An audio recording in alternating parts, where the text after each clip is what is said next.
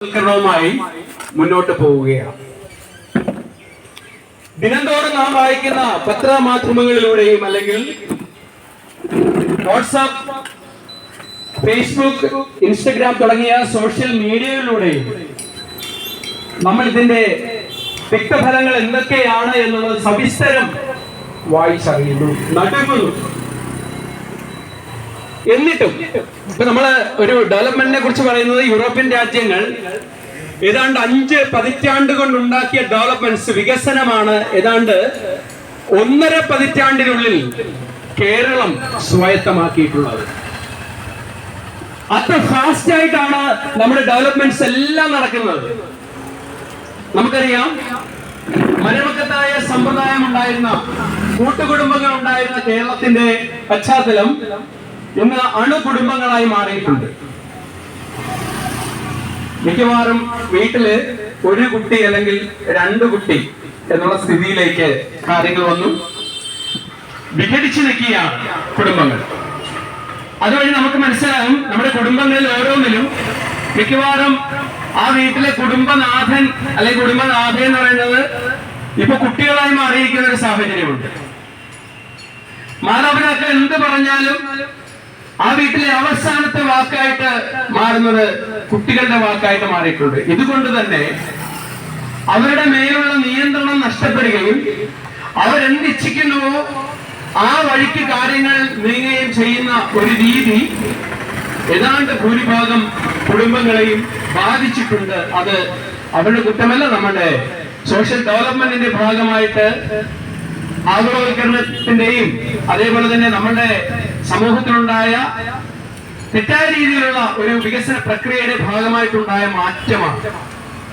Sociology എന്ന് പറയുന്ന സമൂഹ ശാസ്ത്രം ഇതിനെക്കുറിച്ച് വളരെ വലിയ പഠനങ്ങൾ നടത്തിയിട്ടുണ്ട്. ഈ മദ്യത്തിനെയും അതേപോലെയുള്ള മറ്റ് സാമൂഹ്യ തിന്മകളെയും സോഷ്യൽ ഈവിൽ, സാമൂഹ്യ തിന്മ എന്ന പേരിലാണ് അത് അഡ്രസ് ചെയ്തിട്ടുള്ളത്.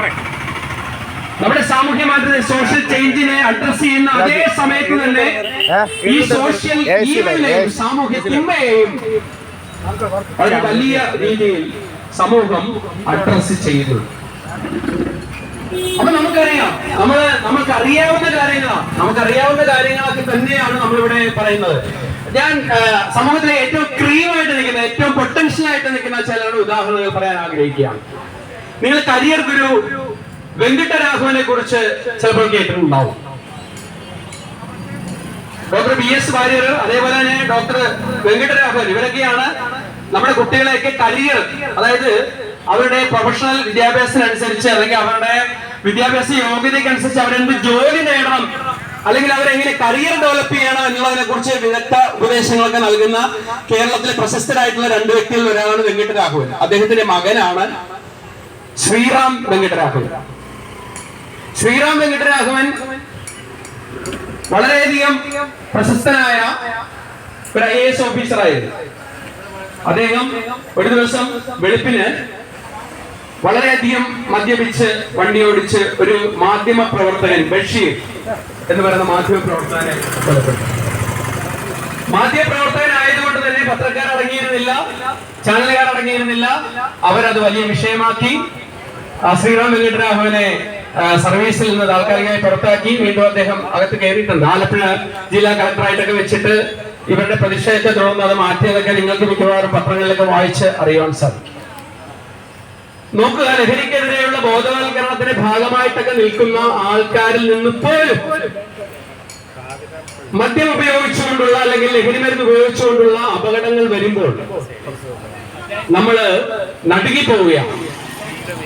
നമ്മൾക്ക് പലപ്പോഴും സമൂഹത്തിൽ ഉന്നതരായ വ്യക്തികൾ പോലും അതിന്റെ നീരാളിപ്പിടുത്തത്തിൽ നിന്ന് രക്ഷപ്പെടുന്നില്ല എന്ന് കാണുമ്പോൾ നമ്മൾ അവലംബിക്കുന്ന താൽക്കാലിക മാർഗങ്ങളെല്ലാം, ഇവിടെ നമ്മള് ഈ ലഹരിയിൽ നിന്ന് വിമുക്തരാകാൻ വേണ്ടി നമ്മൾ സ്വീകരിക്കുന്ന താൽക്കാലിക മാർഗങ്ങളെല്ലാം വിഫലമാകുകയാണ് എന്ന് നമുക്ക് മനസ്സിലാക്കാൻ സാധിക്കും.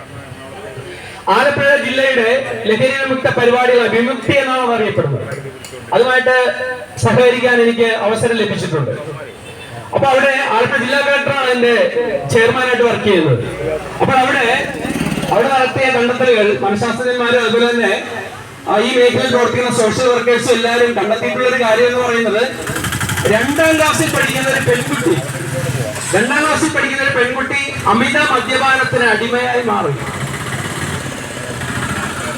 അപ്പോൾ നമ്മളുടെ കുട്ടികൾക്ക് പ്രായപരിധിയില്ലാതെ മദ്യം സുലഭമായിരിക്കുന്ന, മദ്യം വളരെ ലൈറ്റായിട്ടുള്ള ഒരു കാര്യമാണ്, മദ്യം സുലഭമായിരിക്കുന്ന, മദ്യത്തെക്കാൾ അപകടകാരിയായ ലഹരി വസ്തുക്കൾ സുലഭമായിരിക്കുന്ന ഒരു സാമൂഹ്യ സാഹചര്യം നിലനിൽക്കുമ്പോൾ കേവലം 2ാം ക്ലാസ്സിൽ പഠിക്കുന്ന ഒരു കുട്ടി ഇതിന് അടിമയായി എന്ന യാഥാർത്ഥ്യം തിരിച്ചറിയുമ്പോൾ നമ്മളുടെ കൗമാരക്കാരും യൗവനക്കാരും എത്രമേൽ ഇതിന്റെ അടിമകളായി മാറാനുള്ള സാഹചര്യം ഉണ്ട് എന്ന് നിങ്ങൾ ഓർമ്മിച്ചു വെക്കണം. നമ്മുടെ മക്കൾ ചിലപ്പോൾ ഇപ്പോൾ നല്ല സുരക്ഷിതത്വത്തിൽ നിൽക്കുന്നുണ്ടാവും. അതേപോലെ തന്നെ നമ്മളുടെ വീട്ടിലാരും ചിലപ്പോൾ ഇതേപോലെയുള്ള സാമൂഹ്യ തിന്മകളുമായി ഒരു തരത്തിലുള്ള ഇടപെടൽ നടത്താത്തവരായിരിക്കും.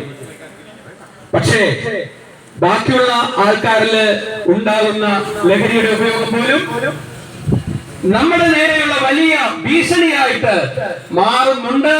അതുകൊണ്ട് നമ്മൾ ഇതിന്റെ അകത്തുനിന്ന് മാറി നിൽക്കുക മാത്രമല്ല, സമൂഹം ഇതിന്റെ അകത്തുനിന്ന് മാറി നിന്നേ മതിയാകൂ എന്ന നിശ്ചയദാർഢ്യം ഓരോരുത്തരും ഉണ്ടാക്കേണ്ടതുണ്ട്. അതെങ്ങനെയാണ് നമ്മൾ അങ്ങനെ ചിന്തിക്കുന്നത്? ഈ അടുത്ത് കൊട്ടാരക്കര ഒരു വർഷം മുമ്പ് കൊട്ടാരക്കര താലൂക്ക് ആശുപത്രി, ഗവൺമെന്റ് ആശുപത്രിയിൽ ഏതാണ്ട് പാതിരാ നേരത്ത് വളരെ കിരാതമായ ഒരു സംഭവം നടന്നു. UP ക്ലാസുകളിൽ പഠിപ്പിക്കുന്ന കൊട്ടാരക്കര ഒരു ഗവൺമെന്റ് സ്കൂളിലെ UP ക്ലാസ്സിൽ പഠിപ്പിക്കുന്ന ഒരു അധ്യാപകൻ അന്ന് അത്യാസന്ന നിലയിൽ രോഗികളെ നോക്കുന്ന ആ റൂമിൽ, ക്ലിനിക്കിൽ അവിടെ ഉണ്ടായിരുന്ന വന്ദന ശിവ എന്ന് പറയുന്ന കോട്ടയംകാരിയായ ഒരു ഡോക്ടറെ, ലേഡി ഡോക്ടറെ, സർവീസിൽ വന്നിട്ട് അധികം നാളായിട്ടില്ല, ആ ഡോക്ടറെ അവിടെ ഉള്ള ശസ്ത്രക്രിയക്ക് ഉപയോഗിക്കുന്ന കത്രിക ഉപയോഗിച്ച് കുത്തിക്കൊല്ലുകയാണ്. നോക്കണം, സമൂഹത്തിന് മാർഗനിർദ്ദേശം നൽകേണ്ട വളരെ ചെറിയ ക്ലാസ്സിലെ കുട്ടികളെ പഠിപ്പിക്കുന്ന ഒരു അധ്യാപകന്റെ ഭാഗത്ത് നിന്ന് അദ്ദേഹത്തിന്റെ സെൻസ് ഔട്ടായി പോയിട്ട്, ബോധം നഷ്ടപ്പെട്ടു പോയിട്ട് ഉണ്ടായ ഒരു ഹീന പ്രവൃത്തിയുടെ ഫലമായിട്ട് ഒരു അച്ഛനും അമ്മയ്ക്കും തന്റെ ഏക മകളെ നഷ്ടപ്പെടുകയാണ്, ഒരു ഡോക്ടറിനെ സമൂഹത്തിന് നഷ്ടപ്പെടുകയാണ്. അത് അവരുടെ വീട്ടിൽ ആരെങ്കിലും മദ്യപിച്ചിട്ടല്ല, അവരുടെ വീട്ടിൽ ആരെങ്കിലും ലഹരി മരുന്ന് ഉപയോഗിച്ചിട്ടല്ല. നമ്മളെല്ലാവരും ഏതെങ്കിലും കാരണത്തിന് വേണ്ടി ഒരു ദിവസം രാവിലെ വീട്ടിൽ നിന്ന് ഇറങ്ങിപ്പോയാൽ വൈകുന്നേരം നമ്മൾ അതേ ആരോഗ്യത്തോടെ തിരിച്ചു വരാൻ പറ്റുമെന്ന് യാതൊരു ഉറപ്പുമില്ലാത്ത അരക്ഷിതമായ ഒരു സാമൂഹ്യ സാഹചര്യം എന്തുകൊണ്ട് നിലനിൽക്കുന്നു എന്ന് നമ്മൾ ഗൗരവമായിട്ട് ആലോചിക്കേണ്ടതുണ്ട്. അപ്പോൾ നമ്മൾ വിചാരിക്കും, ഇത് മാത്രമാണോ പ്രശ്നം? മറ്റൊരുപാട് പ്രശ്നങ്ങളില്ലേ? അതെ, ലഹരി ഉപയോഗിച്ച് അല്ലെങ്കിൽ മദ്യം ഉപയോഗിച്ച് ഇവിടെ ഉണ്ടാകുന്ന ഒരുപാട് പ്രശ്നങ്ങളുണ്ട്. ആ പ്രശ്നങ്ങളിൽ ഒന്ന് മാത്രമാണ് നമ്മൾ ഇവിടെ അഡ്രസ് ചെയ്യപ്പെട്ടിട്ടുള്ളത്. എനിക്ക് നേരിട്ടറിയാവുന്ന ഒരു ചെറുപ്പക്കാരന്റെ ഈ അടുത്ത് നടന്നൊരു സംഭവം പറയുകയാണ്. ചേർത്തലയ്ക്കടുത്ത് കണ്ടമംഗലം സ്വദേശിയായ ഒരു ശ്യാം തീർത്തും നിരുപദ്രവകരമെന്ന് തോന്നുന്ന ബിയർ കുടിച്ചുകൊണ്ട് തുടങ്ങിയ മദ്യപാനം, അതിന്റെ എണ്ണം കൂടി ഒടുവിൽ അത് ആൽക്കഹോളിലേക്ക്, വീണ്ടും കൂടുതൽ ശക്തിയേറിയ ആൽക്കഹോളിലേക്ക് കടന്നു. ഭാര്യയും മക്കളും പിണങ്ങി വീട്ടിൽ പോയി. ഭാര്യയോടൊക്കെ മക്കളോടൊക്കെ അമിതമായ സ്നേഹം ഉണ്ടായിരുന്ന അയാള് ആത്മഹത്യയ്ക്ക് ശ്രമിച്ചു. ആലപ്പുഴ മെഡിക്കൽ കോളേജിൽ മരണത്തോട് മല്ലടിച്ചെങ്കിലും രക്ഷപ്പെട്ടു വീട്ടിൽ വന്നു. എന്നിട്ടും ഭാര്യ വരാത്തതിൽ കോപിഷ്ഠനായ അയാൾ ചേർത്തല താലൂക്ക് ആശുപത്രിക്ക് സമീപം കളക്ഷൻ ഏജന്റ് ആയിട്ടുള്ള ആ കുട്ടി അവിടെയുള്ള ഒരു കടയിൽ കളക്ഷൻ എടുക്കാൻ വേണ്ടി വന്നപ്പോൾ അവിടെ കാത്തിരുന്ന് പതിയിരുന്ന് കയ്യിൽ കരുതിയിരുന്ന പെട്രോൾ ഒഴിച്ച് ആ പെൺകുട്ടിക്ക് തീ കൊടുത്തു. അവനും മേലേക്ക് പെട്രോൾ ഒഴിച്ചു. അങ്ങനെ ആ പെൺകുട്ടി ആ സ്പോട്ടിൽ 2 ദിവസം കഴിഞ്ഞ് ആശുപത്രിയിൽ ഈ ശ്യാമെന്ന് പറയുന്ന ആ ചെറുപ്പക്കാരനും മരിക്കുകയാണ്. കുടുംബം അനിശ്ചിതത്വത്തിലായി, അനാഥത്വത്തിലായി. ഇതേപോലെയുള്ള ഒരുപാട് ഉദാഹരണങ്ങൾ നമുക്ക് ചൂണ്ടിക്കാണിക്കാൻ സാധിക്കും. ഇത് കേവലം മദ്യം ഉപയോഗിച്ചുകൊണ്ടുള്ള ഒരു കാര്യമാണ്. എന്നാൽ MDMA പോലെയുള്ള രാസലഹരികൾ ഉപയോഗിക്കുന്ന ആൾക്കാരില് ഇതുണ്ടാക്കുന്ന മാനസികവും ശാരീരികവുമായിട്ടുള്ള ദുരന്തം നമുക്ക് വാക്കുകളിൽ വിവരിക്കാവുന്നതല്ല. നമ്മുടെ സമൂഹത്തില് ഇത് ഉപയോഗിക്കുന്ന ആൾക്കാരിൽ അവരുടെ എല്ലും പല്ലുമൊക്കെ ഗ്രാജുവലായിട്ട് ദ്രവിച്ചു